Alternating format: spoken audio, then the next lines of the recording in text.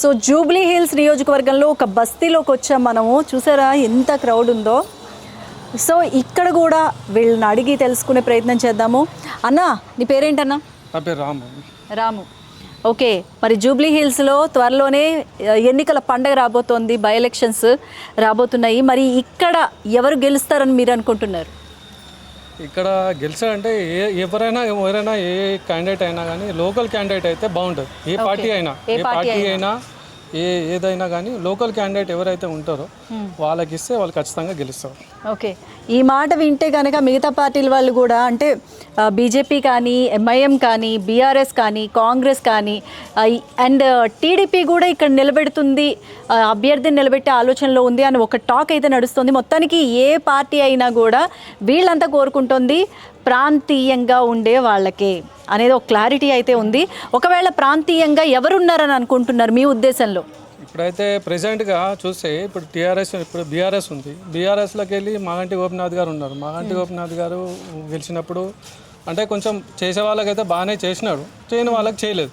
అంటే చేయని వాళ్ళకంటే వాళ్ళ మా దగ్గర వరకు రానియకుండా మధ్యలో ఉన్న నాయకులు వాళ్ళు అసలు మా బస్సీలో ఆయన గెలిచి 10 years అయినా కానీ మా గల్స్లో ఒక్కసారి కూడా అడుగు పెట్టలేదు అన్న.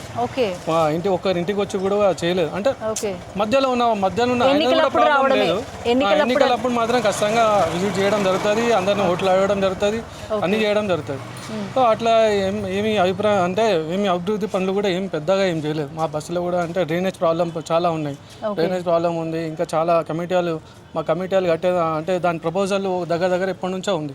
ఆ కమిటీల సమస్య ఎంతవరకు తీరలేదు. డ్రైనేజ్ అట్లనే ఉంది. డ్రైనేజ్ సమస్య అయితే మరీ ఘోరం మాకు. వర్షాలు వస్తే ఏరియా ఎలా ఉంటుంది? మాకు వర్షాలు వస్తే ఖచ్చితంగా వర్షాలు వచ్చినా రాపోయినా డ్రైనేజ్ మాత్రం ప్రాబ్లం ఖచ్చితంగా ఉంది. వర్షాలు వచ్చినా కానీ వర్షాలు రాపోయినా కానీ నెలకు ఒకసారి మాత్రం డ్రైనేజ్ ప్రాబ్లం ప్రతి ఒక్క గలికి ఇదే ప్రాబ్లం ఉంటుంది. దానివల్ల పిల్లలు చిన్న పిల్లలు ఉంటారు, ఆ పిల్లలు కూడా తిరగలేని పరిస్థితి ఉంది. సో దీని గురించి చాలా ఇప్పుడు ఉన్న ప్రభుత్వానికి లాస్ట్ ఉన్న బీఆర్ఎస్ ప్రభుత్వానికి చెప్పినాము, ఇప్పుడు ఉన్న ప్రభుత్వానికి కూడా లెటర్ పెట్టినాము. ఇంకోటి మన బీజేపీ నుంచి కూడా వాళ్ళకు కూడా రిప్రజెంటేషన్ ఇచ్చినాము. ఆయన మన కిషన్ రెడ్డి గారు ఉన్నారు కదా, ఆయనకు కూడా మేము పంపించడం జరిగింది.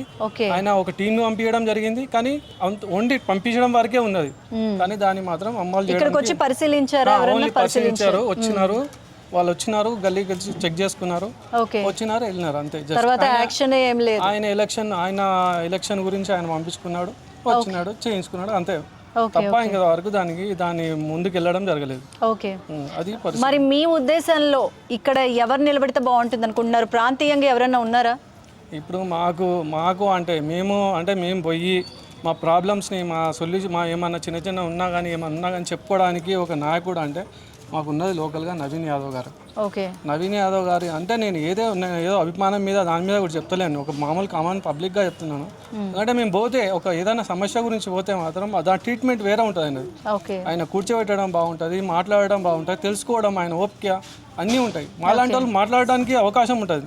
ఇప్పుడు వేరే వ్యక్తులు ఇప్పుడైతే ఎవరైతే ఉన్నారో మా ఇంటి గోపినాథ్ అయినా కానీ ఇంకెవరైనా కానీ ఎవరైనా ఉన్నారో వాళ్ళ దగ్గరికి పోవాలంటే ఒక మధ్య వ్యక్తి కావాలి. ఒక మధ్య వ్యక్తిని మనం అప్రోచ్ అయ్యి మళ్ళీ ఆయన వెంబడి తిరిగి ఆయనతో పోయి తర్వాత మాట్లాడాలి. కానీ ఈయన అట్లా కాదు. ఈయన దగ్గరికి పోతే మన సమస్య ఏది ఉన్నా కానీ ఆయన సాల్వ్ చేయడానికి ప్రయత్నిస్తాడు. ఆల్రెడీ మాకు అన్ని విధాలుగా అంటే ఈ డ్రైనేజ్ ప్రాబ్లం గురించి ఆయన దగ్గరికి వెళ్ళాము. డ్రైనేజ్ ప్రాబ్లం వెళ్ళినాము, ఆయనకు కూడా ఒక లెటర్ ఇచ్చినాము, ఇప్పుడు ఇస్తున్నాము కూడా. మళ్ళీ ఇమ్మన్నారు, ఒకసారి మాట్లాడదామన్నారు. అది ఇమీడియట్లీగా ఒక 1 monthలో క్లియర్ చేద్దామని చెప్పేసి ఆయన కూడా ప్రామిస్ చేసినాడు. అది ప్రాబ్లం అయితే అది క్లియర్ చేస్తాడు. ఎందుకంటే మాకు అవకాశం ఉంది, మేము చేయపోయినా కానీ అడిగేంత హక్కు ఉన్నది మాకు ఆయన దగ్గర. వేరే వాళ్ళ దగ్గర మేము అడగలేము. మమ్మల్ని గేట్ వరకే రాని, గేట్ నుంచి బయట నుంచే మాట్లాడాలి మేము. కానీ ఆయన దగ్గర ఆయన ఇంట్లో కూడా కూర్చొని మాట్లాడవచ్చు.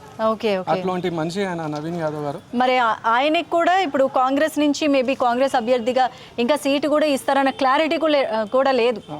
మరి ఇంకెవరన్నా ఉన్నారా? నేను ఒక్కటే రిక్వెస్ట్, మీ మీడియా ద్వారా ఒకటే రిక్వెస్ట్ చేస్తున్నా మన రేవంత్ రెడ్డి గారికి, కనీసం మీరు వీడియో చూడండి సార్. రేవంత్ రెడ్డి గారు ఇది ఒక కామన్ పబ్లిక్గా చెప్తున్నా, నవీన్ యాదవ్ లాంటి ఒక మంచి వ్యక్తికి మీరు టికెట్ ఇవ్వండి, ఖచ్చితంగా ఆయన గెలుస్తాడు. ఆయన గెలిచి ఈ ప్రాబ్లం కాంగ్రెస్ ప్రభుత్వంలో ఒక నెంబర్ 1 కాన్స్టిట్యున్సీగా జూబ్లీ హిల్స్ కాన్స్టిట్యున్సీ ఉండబోతుంది. ఆయన గెలిచిన తర్వాత జరిగే అభివృద్ధి మీరు చూడండి. ఓకే. కనీసం మీకు చేతులే దండం పెట్టున్నాను రేవంత్ రెడ్డి సార్. కనీసం ఒక్కసారి ఆలోచించండి. డబ్బు గురించి ఆలోచించకండి, ఏవో సెలబ్రిటీల గురించి ఆలోచించకండి. మాకు ఏ హోమ్ మినిస్ట్రీ వద్దు, మాకు ఒక ఎమ్మెల్యే కావాలి, మా ప్రాబ్లమ్స్ని తెలుసుకునే ఎమ్మెల్యే కావాలి.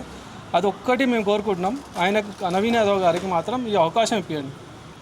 ఓకే అన్న, థ్యాంక్ యూ. మొత్తానికి ఇక్కడ ప్రాంతీయంగా ఉన్న వ్యక్తి నవీన్ యాదవ్ గారు అని చెప్పేసి మొన్న కూడా చాలామంది చెప్పడం జరిగింది. ఇప్పుడు ఇక్కడ ఉన్న ఈ ప్రజలు కూడా అదే చెప్తున్నారు.